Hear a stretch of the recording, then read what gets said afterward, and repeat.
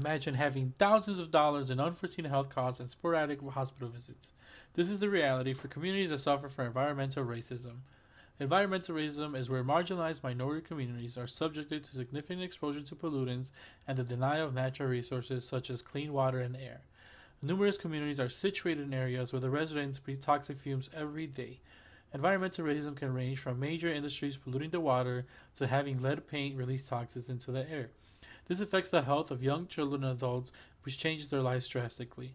A majority of these communities have low incomes, and the residents often cannot afford to live elsewhere. It also doesn't help that housing around huge factories is less expensive. In many cases, private developers are able to construct enormous factories and face little resistance. The fact that is even more devastating is the communities do not receive any of the plant's power or revenue. The community is not involved in any of the decision making, and the plans and policies should be focused around their needs.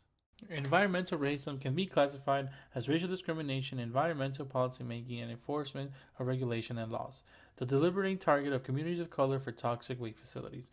Side effects range from birth defects to high cancer and asthma rates, and significantly high medical bills for people who live by every paycheck.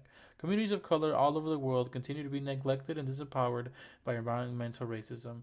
It affects the physical and mental well-being of all community members. Under excruciating circumstances, communities of colors remain in this cycle of oppression. You don't see huge factories like these located in rich neighborhoods. You don't because those communities are protected and they are involved in the decision-making process.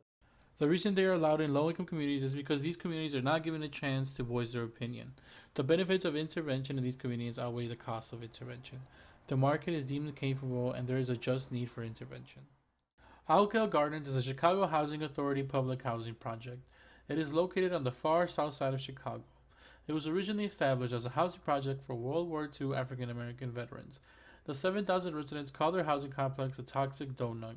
It is called a toxic donut because it sits in the middle of a ring of brownfields and landfills. It is surrounded by 50 landfills and 282 industrial facilities. For the most part of the past century, the steel industry and the paint manufacturing plants have treated this area as a dumping ground. By the 1980s, only a few industrial operations remained, but tons of pollution were left behind. Alkell Gardens is known to have had the highest rate of cancer in the city, along with the highest rates of other respiratory illnesses. The parties responsible for these illnesses are waste management firms and local politicians that hope to attract revenue to the town. They need a space where they can dispose of waste, and that just happens to be in lands in poor areas. These areas have families with low income and poor medical care that make them powerless to prevent their communities from becoming polluted. According to a landmark 1987 study by the United Church of Christ Commission for Racial Justice, is that 3 of every 5 black and Hispanic Americans live in areas with uncontrolled toxic waste sites. Little Village, also known as South Lawndale, is situated in a southwest neighborhood of Chicago. It is home to 2 of the oldest and dirtiest coal power plants. Toxic emissions from the power plants would waft over the sky in the neighborhood. According to a report done in October 2010 by the Environmental Law and Policy Center, pollution from these 2 coal-fired plants has cost the neighborhood and its surrounding communities $127 million per year in hidden health damages. The coal power plants are known to contribute to lung cancer, heart attack, premature death, bronchitis, and asthma, and other respiratory illnesses. Those who live the closest to the coal plants suffer the most from these diseases.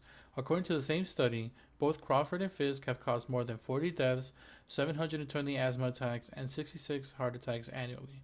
The coal plant itself does not even provide energy for the neighborhood. It ships all that power has created into other states, while the pollution and the negative side effects stay in Little Village. Politicians and major industries should not be allowed to operate around low-income communities.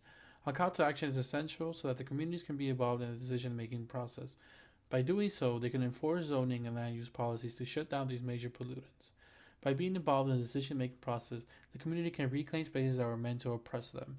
By reclaiming spaces, they can turn these toxic sites into parks and facilities that will help the community move forward. A justification for the need of intervention is to promote the general welfare of the public. People are suffering from dangerous illnesses that afflict them their entire lives and ultimately hinder their physical and mental well-being. The power plants are providing nothing for the community except for toxins, and that shouldn't be swept under the rug by any government or governing power.